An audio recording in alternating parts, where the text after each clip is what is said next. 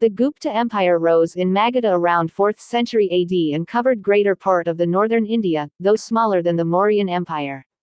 It is worth noting, the Gupta dynasty ruled for more than about 200 years. The Gupta period is popularly known as the Golden Age of India.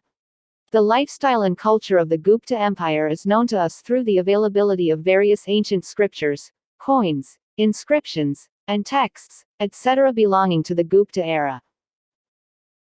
The sources for study of Gupta period. There are typically three types of sources for reconstructing the history of the Gupta period.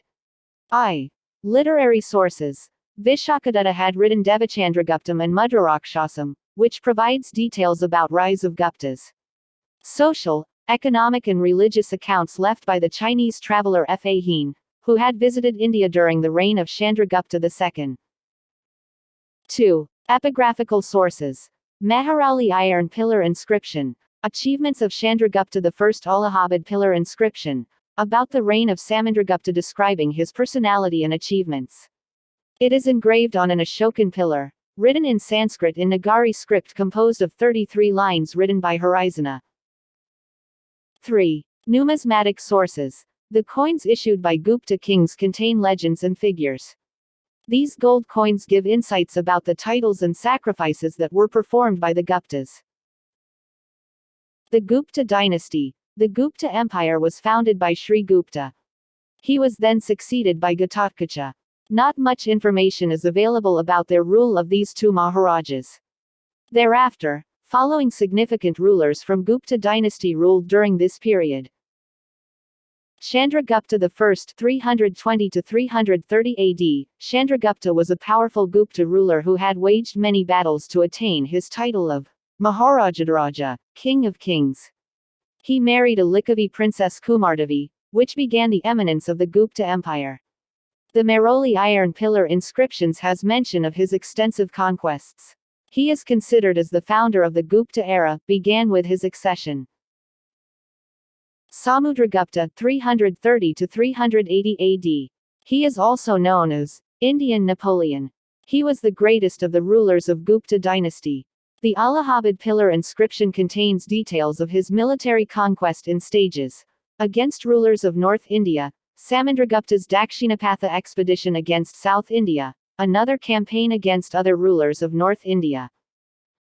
It is little ironical that these military achievements are engraved on the same pillar which contains the inscriptions of the peace-loving Ashoka. He also performed Ashwamedha sacrifices after his military victories. This is known by the coins issued by him commemorating him as the restorer of Ashwamedha. His greatest achievement was political unification of India as a formidable force. Also, a Chinese source tells that the ruler of Sri Lanka, Megvarman, sought permission of Samudragupta to build a Buddhist temple at Bodh Gaya. Samudragupta was called by different names. One of them was Kaviraja, because of his ability to compose verses. Certain coins show him with a veena. He patronized poets and scholars like Harisana, and hence played a part in promoting Sanskrit literature, which is a characteristic feature of Gupta dynasty. Samudragupta was a follower of Vaishnavism. However, he also patronized the great Buddhist scholar Vasubandhu. Chandragupta II Vikramaditya of Gupta dynasty, 380 to 415 AD. He is also known as Vikramaditya. Chandragupta II extended the limits of this empire by conquest and matrimonial alliances. His capital city was Pataliputra. He married his daughter Prabhavati to a Vakataka prince, who ruled the strategic lands of Deccan. This later was highly useful to him when he proceeded towards his campaign against the Saka rulers of western India. Chandragupta II conquered the western Malwa and Gujarat by defeating the Saka rulers who had ruled for about 4 centuries in the region. This earned him the title of Sakari and Vikramaditya. As a result, the Gupta Empire gained access to the Arabian Sea and open trade with the western countries. Ujjain became the commercial capital of the kingdom thereafter. In his reign, the Chinese pilgrim Fa Hien visited India. His accounts tell of a flourishing Buddhist religion in Chandragupta II's reign. However, the Gangetic Valley was a land of Brahmanism. Chandragupta II also patronized art and literature. He has poets like Kalidasa in his court.